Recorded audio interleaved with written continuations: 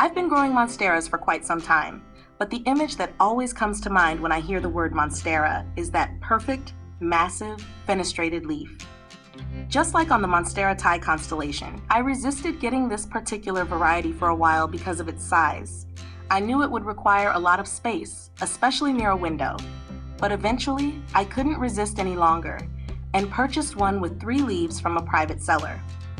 The plant had beautiful variegation, but the leaves were drooping and the roots were weak, making the plant unstable in its pot.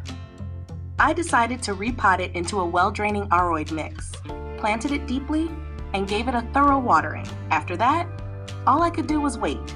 The original leaves never perked up, but I held out hope for the next one, imagining a perfectly round, firm, and massive leaf. And that's exactly what happened.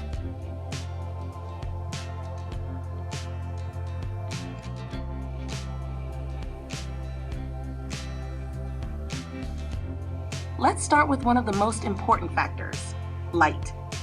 Monstera Thai Constellation thrives in bright, indirect sunlight. It's crucial to find the right balance. Too much direct sunlight can scorch those beautiful variegated leaves, while too little light can slow down growth and dull the variegation. Ideally, place your monstera near an east-facing window where it can get plenty of gentle morning light. If you don't have enough natural light in your home, consider using a grow light. This can make a big difference in the health and appearance of your plant. Repotting and fertilizer. When I repotted my monstera, I added long-lasting organic fertilizer, cornmeal, to the soil. For a while, I couldn't figure out where the peculiar smell in the room was coming from. The smell was a bit like cannabis, which confused me. I soon realized it was the hornmeal fertilizer, which is not ideal for indoor use with large pots. So if you're thinking about using it, be prepared for the smell. Despite this hiccup, the repotting was successful and the plant stabilized. I recommend using a high-quality aroid mix that provides good drainage, but retains enough moisture to keep the roots happy. Since the roots of moisture-loving plants often grow through drainage holes, making repotting a challenge, I sometimes use pots without drainage holes for large plants.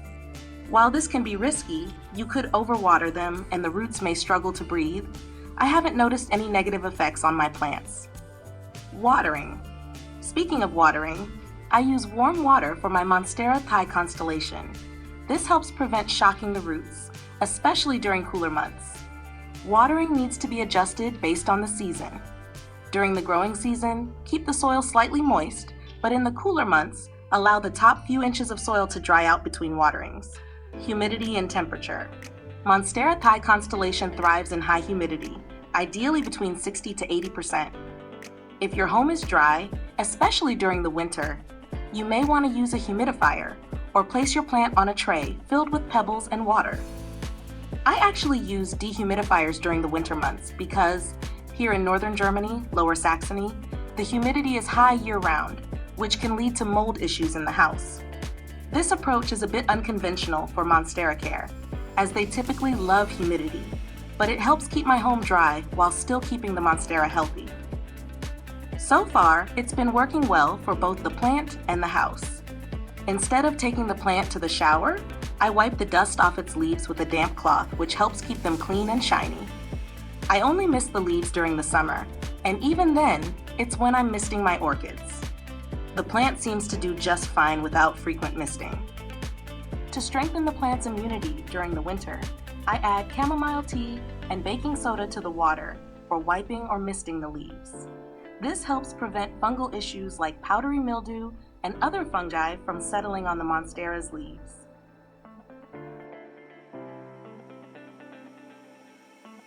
Aerial roots. Monstera Thai Constellation is known for its aerial roots, which I carefully guide back into the pot to help anchor the plant. However, I missed one root, and by the time I noticed, it had reached the floor. Instead of cutting it, I placed a small bowl of water next to it, just like I would for a pet. The root happily drinks from the bowl and has grown thicker over time. Now I can't bring myself to trim it. These roots are a key part of the plant's natural growth process, so I encourage you to let them grow as long as they aren't getting in the way. Support and fertilization. Unlike my Monstera deliciosa borsigiana albo variegata, which requires a support or moss pole, I don't use any support for my Thai Constellation. Instead, its thick aerial roots provide enough stability for the plant. It seems happy without any additional structure to climb. As for feeding, Monstera Thai Constellation is a heavy feeder, especially during the growing season. In the summer, I added a diluted dose of universal fertilizer to the water, but I stopped fertilizing in October. The plant's growth has slowed down significantly since then, but I believe that's more due to the cooler autumn temperatures and reduced daylight hours than the lack of fertilizer. Now that it's autumn, I've also reduced the frequency of watering and am preparing to use a grow light to supplement the shorter days.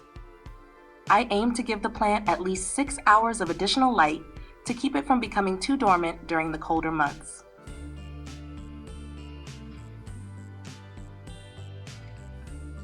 Growth progress. Since repotting, my Monstera has been producing 1 new leaf per month. Now, in October, I have 9 new leaves, and the 10th is growing, although at a slower pace. As we move into the cooler months, the growth has naturally slowed down. I've adjusted my watering schedule and am preparing a grow light to supplement the shorter daylight hours. I hope to see my Monstera bloom next summer. And after that, I may need to prune it to manage its size. The plant is getting big, and that will be an exciting step in its growth journey. Caring for a Monstera Thai Constellation can be incredibly fulfilling, but it does come with its challenges. From ensuring adequate light and humidity, to managing aerial roots, to experimenting with different pot types and fertilizers, there's always something to learn with these beautiful plants. Whether you're new to Monstera or a seasoned enthusiast, patience and adaptability are key. I've been growing a large collection of plants for over 10 years, and if you want more tips and advice to help your plants thrive, be sure to follow my channel. I'd love to share my plant journey with you and help you care for your own indoor jungle.